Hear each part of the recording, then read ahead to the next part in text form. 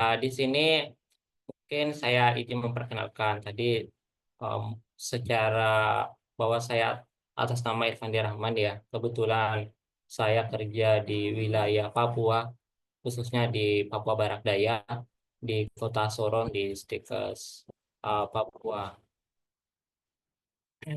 Di sini saya langsung aja ya ke materinya untuk menghemat waktu. Waktunya nanti jangan sampai kehabisan. Mungkin untuk materinya singkat aja. Nanti kita lebih banyak diskusi atau sharing atau ada masukan dari teman-teman industri terkait dengan ya, bagaimana Apoki Goes to Campus. Di sini materinya tentang integritas mata kuliah K3 dan pasien safety ya atau HN. Bagaimana Apoki Goes to Campus. Sebagaimana akademi praktisi ya terkait dengan perawat okupasi Bro, okupasi keluar. Indonesia.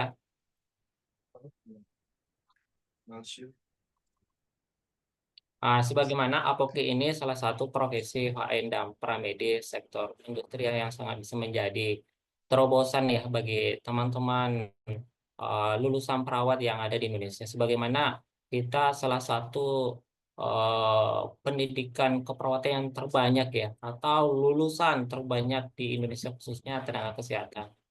Maka sangat penting kolaborasi bersama dengan praktisi perawat yang ada di industri ya, begitupun dengan eh, eh, organisasi APOKI, sebagaimana nanti akan memberikan suatu eh, eh, kebaruan ya, atau bagaimana nanti ke depan di sebagaimana kita di pendidikan atau di khususnya di kampus saya ya, eh, terkait dengan beberapa eh, mahasiswa keperawatan. Kebetulan di kurikulum kami itu terkait dengan OHN itu masih kami mencakup pada K3 dan pasien safety. Jadi untuk berdiri sendiri tentang OHN di kurikulum kami belum terbentuk ya, maka perlu nanti peran ya Apoki untuk bagaimana pengembangan ke depan ya, sebagaimana dengan tujuan Apoki itu kampus ini, bagaimana mengembangkan kualitas pendidikan dan kurikulum, khususnya di instansi pendidikan. Bagaimana meningkatkan keterampilan mahasiswa, bagaimana menyediakan atau kolaborasi ya bersama dengan Apoki dengan beberapa kampus ya untuk magang dan rekrutmen lulusan keperawatan. Bagaimana dalam berkolaborasi dalam penelitian dan inovasi berbasis ilmiah dan mempersiapkan lulusan dan alumni untuk berkarir di Indonesia di industri ya.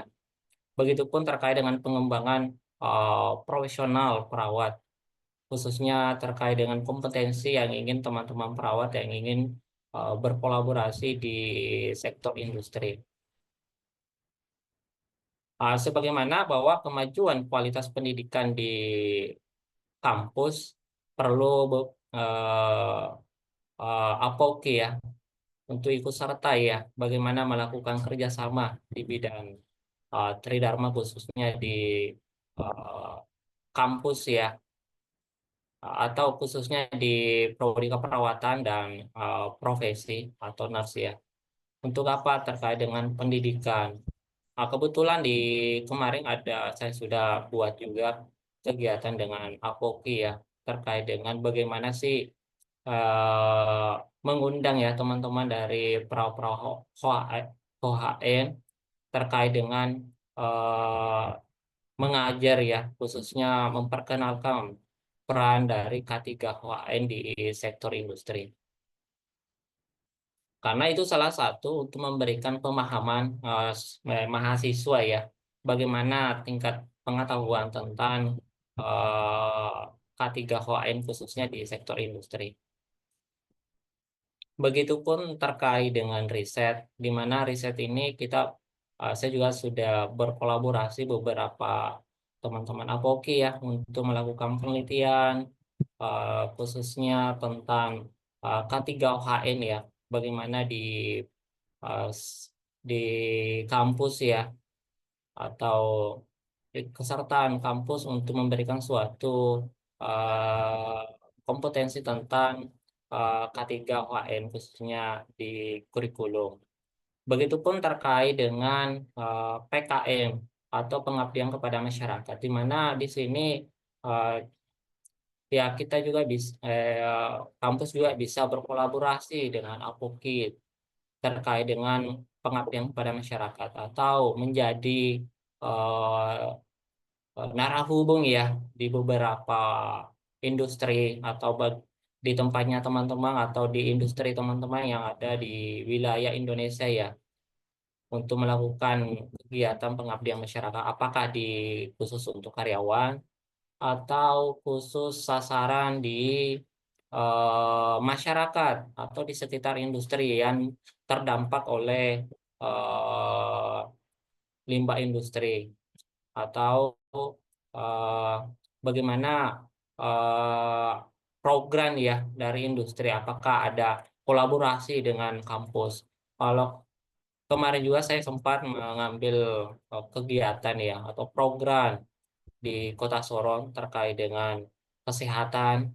Nah, di situ kami melakukan kegiatan program dari Pertamina khususnya di Kota Sorong pada zaman COVID ya 19 terkait dengan kampung COVID.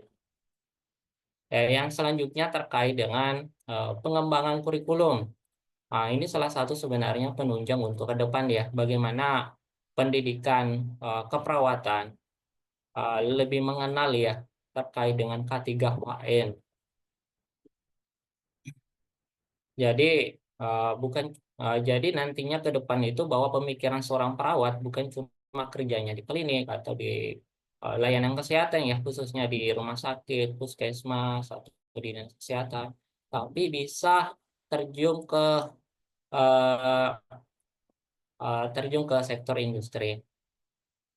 Sama dengan beberapa alumni dari kampus kami eh, eh, apa ya sudah ada yang kerja di beberapa industri di wilayah Papua ya. Kebetulan juga di wilayah Papua salah satu daerah industri.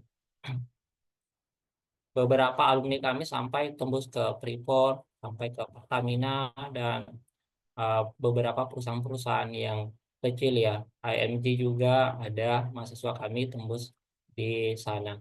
Begitupun di beberapa industri yang lain. Jadi kebetulan di sana lahan industri ya atau kawasan industri. Jadi sangat penting untuk mengenal terkait dengan K3HN itu sendiri. Jadi perlu di sini nanti teman-teman Apoki ikut serta ya terkait dengan kerjasama khususnya di bidang Tridharma. Bagaimana memajukan ya pendidikan di wilayah Papua ya atau di wilayah Indonesia paling timur ya paling ujung dari Jawa Barat. Jadi bagaimana nanti di kita sama-sama kebetulan kemarin ada program juga ya saya mengundang dari teman-teman OHN atau K3 OHN untuk memberikan suatu materi ya di mata kuliah K3 dan Food Safety. Tujuannya ya untuk memperkenalkan bahwa eh, perawat itu bukan cuma kerjanya di layanan kesehatan atau di rumah sakit, tapi bisa ke sektor industri. Kita lanjut. Ini beberapa. Oke, ini ada landasan teori ya yang bisa kita rujuk ya terkait dengan teorinya Hendrik tentang teori domino. Nah, di mana di sini kita sebagai perawat bisa berperan dalam memutuskan rantai domino ya dengan edukasi dan pengawasan. Sebagaimana dalam teori domino dia bagaimana terjadinya suatu insiden ya dari hasar terjadi suatu insiden makanya perlu peran juga dari perawat ya untuk memutuskan rantai. Begitupun ada teori penyebab multifaktor ya terkait dengan kecelakaan yang disebabkan oleh faktor manusia, lingkungan, dan alat dan sistem kerja. Ada teori human error, dari Rason tahun 90 tentang di mana perawat juga dapat melakukan pendekatan sistem menganalisis dan mencegah kesalahan ya di lingkungan kerja yang sampai terjadi hal-hal yang tidak kita inginkan ya, yang tidak kita harapkan. Jadi perlu kehati-hatian atau fokus ya yang utama atau melakukan uh, tindakan ya sesuai dengan SOP. Teori lingkungan ya terkait dengan Flores Nightingale ya bahwa di sini lingkungan kerja sehat bagi perawat berarti aman bagi pasien dan orang lain ya. Begitupun ada teori adaptasi terkait dengan perawat dan pasien menghadapi stres lingkungan kerja atau klinis. Begitupun ada teori yang lain lagi terkait dengan model Swiss. Bisa ya, terkait dengan pasien safety modern yang mendorong sistem pelaporan insiden, manajemen risiko, perbaikan suatu sistem ya. Dan ada banyak lagi teori-teori yang bisa kita jadikan rujukan. Sebagaimana peran K3OHN ya. Ya, kita tadi juga sempat disampaikan pemateri sebelumnya ya. Kalau kita ada di bisa menjadi promotif, bisa preventif, bisa kuratif, bisa rehabilitatif. Dan begitu pun terkait dengan implementasi OHN di industri ya, terkait dengan bagaimana kita melakukan atau bagaimana melakukan pemeriksaan kesehatan prakerja ya dan secara berkala. Begitupun tentang penyuluhan K3 secara rutin, melakukan simulasi tanggap darurat di lingkungan kerja, apakah di uh, kerjanya di lapangan atau di ini ya biasanya ada di tengah laut ya atau industri yang di tengah laut ya bisa kita lakukan penyuluhan yang rutin dan simulasi tanggap darurat. Begitupun nanti ada namanya audit K3 dan inspeksi tempat kerja. Dan begitupun yang terakhir terkait dengan kolaborasi dengan multidisiplin ya, dengan tim HSC terkait dengan hal safety environment ya, atau berbagai multidisiplin. Ini sumbernya ya, kita langsung lanjut aja. Jadi kita lanjut ke integritas sebagai pilar utama ya, untuk mendukung pelaksanaan K3 dan pasien safety melalui kepatuhan yang terhadap prosedur ya. Jadi perlu melakukan budaya K3 sebenarnya ya untuk mendukung kepatuhan terhadap prosedur. Begitupun terkait dengan transparan dalam pelaporan insiden. Jadi perlu pelaporan ya atau pendokumentasian semua kejadian yang terjadi atau kesalahan kecil ya yang terjadi supaya bisa menjadi suatu masukan atau menjadi suatu eh, eh, kebijakan nantinya atau mengambil suatu kebijakan untuk membentuk suatu SOP. Begitupun terkait dengan pengambilan keputusan yang etis dan profesional. Jadi harus konsisten.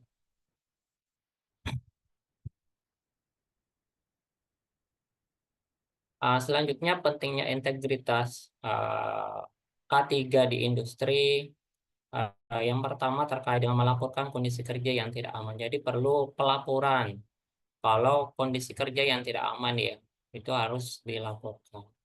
Mematuhi protokol keselamatan yang secara konsisten, mencegah terjadinya kecelakaan akibat kelalaian atau manipulasi data.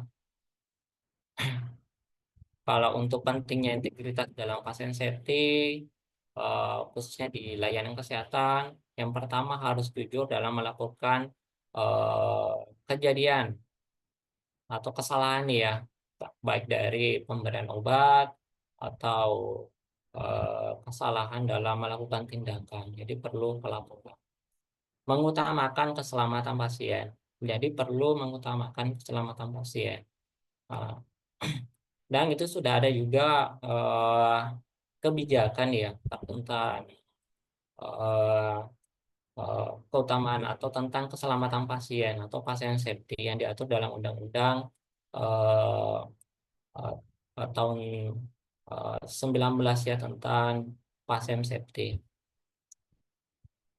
Begitupun tentang yang selanjutnya, tidak menyembunyikan kesalahan medis yang sekecil apapun itu. Jadi perlu dilaporkan ya bagaimana kejadian-kejadian tersebut yang terjadi supaya bisa menjadi suatu masukan ke depan ya untuk meningkatkan uh, uh, asuhan keperawatan yang lebih kompeten ya ke depannya, khususnya di layanan kesehatan. Selanjutnya ada standar ya integritas HN industri. Yang pertama ada tanggung jawab uh, profesional, bagaimana memberikan suatu asuhan keperawatan yang aman dan sesuai dengan kompetensi, etika dan kerahasiaan, menerapkan informan konsen dan menjaga rahasia medis pekerja ya. Jadi kalau ada tenaga kerjanya jangan disebar-sebar luaskan terkait dengan penyakitnya ya kalau menemukan hal-hal yang saat melakukan pemeriksaan. Begitupun terkait dengan objektivitas ya dan netralitas. Jadi perlu menghindari konflik kepentingan antara pekerja dan perusahaan ya, dan melaporkan data secara efektif berdasarkan EBP, Evidence Based Practice.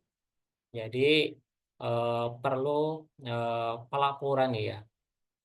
Untuk apa? Untuk mendukung kalau ada kejadian-kejadian yang tidak diharapkan. Jadi perlu nanti uh, identifikasi, dicari kenapa bisa terjadi, apa sebabnya, apakah karena lingkungan, apakah karena tidak menggunakan APD. Begitupun terkait dengan kepemimpinan dan keteladanan. OAHN menjadi agen perubahan dalam budaya keselamatan kerja ya, dan memberikan suatu edukasi dan promosi kesehatan kerja ya, khususnya di sektor industri, dan melakukan kolaborasi dan komunikasi.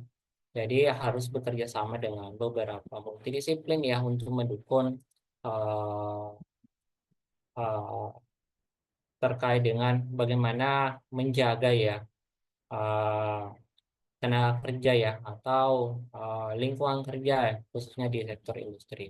Jadi perlu kerjasama dengan HR, HSC, dokter perusahaan dan manajemen dan memberikan komunikasi yang terbuka dan sportif pada pekerja tentang kesehatan mereka. Begitupun terkait dengan akuntabilitas. Jadi bertanggung jawab atas semua tindakan dan siap untuk dilakukan audit dan dilakukan penilaian dan diberikan umpan balik ya, umpan balik sesuai dengan prosedur atau prinsip ya. Jadi eh, perlu akuntabilitas. Untuk dampak positifnya, jadi pasti akan memberikan suatu budaya kerja yang betul-betul safety atau betul-betul aman, menurunkan insiden kerja, citra perusahaan juga akan mengalami peningkatan atau meningkatkan produktivitas suatu industri ya atau suatu instansi di sektor industri. Kalau untuk di layanan kesehatan, jadi pertama ada komitmen terhadap etika profesi, jadi harus komitmen terhadap etika profesi supaya tidak terjadi hal-hal yang tidak kita inginkan. Begitupun harus menjaga kerahasiaan informasi dan perlindungan data. Jadi data pasien perlu dijaga. Yang selanjutnya terkait dengan kualitas pelayanan dan keselamatan pasien dan staf. Jadi perlu kualitas ya, bagaimana pelayanan yang aman bagi pasien dan staf ya. Jadi selanjutnya tanggung jawab sosial dan profesional dan kolaborasi interpersonal. Jadi perlu kolaborasi multidisiplin. Dan terakhir terkait dengan transparan dan akuntabilitas. Sama untuk dampak positifnya akan memberikan suatu kepercayaan. Jadi akan memberikan suatu kepercayaan pada pasien ya, atau kepercayaan terkait dengan instansinya ya, dan memberikan suatu dampak juga terkait dengan produktivitasnya. Yang selanjutnya menurunkan kejadian advance events ya atau kejadian-kejadian yang tidak diharapkan atau kelalaian ya dalam pemeriksaan. Jadi perlu kehati-hatian. Dan yang selanjutnya terkait dengan praktek keperawatan yang etis. Selanjutnya terkait dengan perawan integritas dalam proses pembelajaran K3 dan pasien safety. Di sini yang pertama akan menanamkan suatu sikap profesional terhadap prosedur keselamatan. Jadi uh, kita akan memiliki suatu sikap yang profesional ya dalam mendukung keselamatan kerja di lingkungan ya atau di lingkungan kerja ya. Yang selanjutnya menimbulkan kesadaran etik dan menghindari praktik yang tidak aman atau malpraktek ya. Jadi yang sampai hal-hal ini bisa terjadi. Jadi akan menjadi masalah etik ya. Jadi perlu menghindari hal-hal yang tidak kita inginkan. Yang selanjutnya mendorong transparansi dan kejujuran dalam praktek. Jadi perlu kejujuran ya. Jadi perlu kejujuran. Sebagaimana kita ini seorang perawat selalu mengedepankan terkait dengan peduli ya kepada pasien, apa keluhannya pasien, apa yang harus diprioritaskan. Yang selanjutnya menjadi dasar pengambilan keputusan yang aman dengan ini ya berbasis EBP ya atau dengan EBP atau evidence based practice. Jadi perlu pengambilan keputusan dengan EBP. Mendukung budaya safety dalam pendidikan kesehatan. Jadi perlu juga pendidikan kesehatan mendukung budaya safety khususnya di kampus ya bagaimana selalu memprioritaskan mahasiswa atau mengingatkan mahasiswa saat terjun praktek di rumah sakit membudayakan safety. Begitupun praktek di lingkup kampus ya perlu juga membudayakan safety. Menumbuhkan kepedulian sosial dan kolaborasi multidisiplin. Jadi perlu kolaborasi ya. Jadi tadi kolaborasi antar kampus dengan APOKI untuk mendukung apa? Untuk mendukung K3KN khususnya di S1 keperawatan dan profesi di beberapa kampus ya yang sudah ada kerjasama dengan APOKI. Jadi untuk konsekuensi kurangnya integritas pasti akan mengalami kerugian ya baik pasien, kerja dan orang lain dan mengakibatkan suatu cedera ya apakah cedera ringan, sedang hingga berat ya dan dapat mengakibatkan kematian. Begitupun akan mengalami kehilangan kepercayaan publik ya, akan menurunkan nilai ya suatu instansi terkait dengan eh, apabila kalau safety-nya tidak eh, benar ya atau sering terjadi kecelakaan atau sering terjadi tiap tahun terjadi kecelakaan pasti akan memberikan dampak. Begitupun masalah hukum dan disiplin profesi. Jadi ada nanti masalah hukum dan disiplin profesi.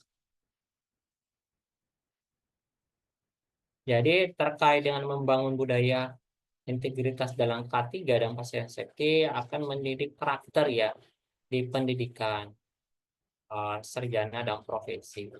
Begitupun akan melakukan pelatihan dan etika kerja ya dan profesionalisme ya. Begitu selanjutnya terkait dengan penguatan sistem pelaporan insiden. Jadi perlu akan rutin dilakukan pelaporan insiden yang di lingkungan kerja. Jadi kepemimpinan menjadi teladan integritas. Jadi nanti di tahap terakhir ya terkait dengan kepemimpinan atau sistem ya yang ada di lingkungan tersebut akan berjalan terkait dengan bagaimana menerapkan budaya integritas dalam K3 dan pasien safety. Nah, ini sebenarnya beberapa literatur yang saya ambil acuan ya, khususnya peneliti yang ada di Indonesia ya, terkait dengan integritas perawat profesional perawat dalam melaksanakan K3 di industri tekstil. Di mana dalam penelitiannya menjelaskan ya bahwa bahwa integritas profesional seperti kejujuran dalam inspeksi dan menyembunyikan pelanggaran K3 dan pelaporan penyayang kerja yang berperan langsung dalam pencegahan insiden dan peningkatan keselamatan kerja. Yang selanjutnya terkait dengan ada studi tinjauan literatur ya tentang perawat dan keselamatan pasien, di mana bahwa integritas menjadi dasar pelaporan insiden, kepatuhan terhadap prosedur, dan serta komunikasi efektif antar tenaga kesehatan. Nah, selanjutnya ada penelitian tentang hubungan pelaksanaan K3 perawat dan tingkat kepuasan pasien di rumah sakit ya, di mana menjelaskan bahwa integritas dalam mematuhi protokol K3 dan menyampaikan suatu informasi yang jujur kepada pasien akan menjadi salah satu indikator ya, indikator yang mempengaruhi pelayanan kesehatan atau memberikan dampak yang positif. Ini ada juga penelitian, kebetulan ini penelitian yang pernah saya uh, lakukan ya, atau penelitian hibah tentang pengaruh penerapan 5R atau SPOTIN terhadap perilaku keselamatan dan kesehatan kerja pada perawat di ruang perawatan yang sasarannya pada perawat, di mana dari hasil penelitian ini penerapan 5R dalam K3 dapat meningkatkan proses perawat, keamanan dan kenyamanan pasien. Jadi akan memberikan suatu dampak yang positif terkait dengan layanan kesehatan atau lingkungan layanan kesehatan. Ya mungkin cukup ya. Mungkin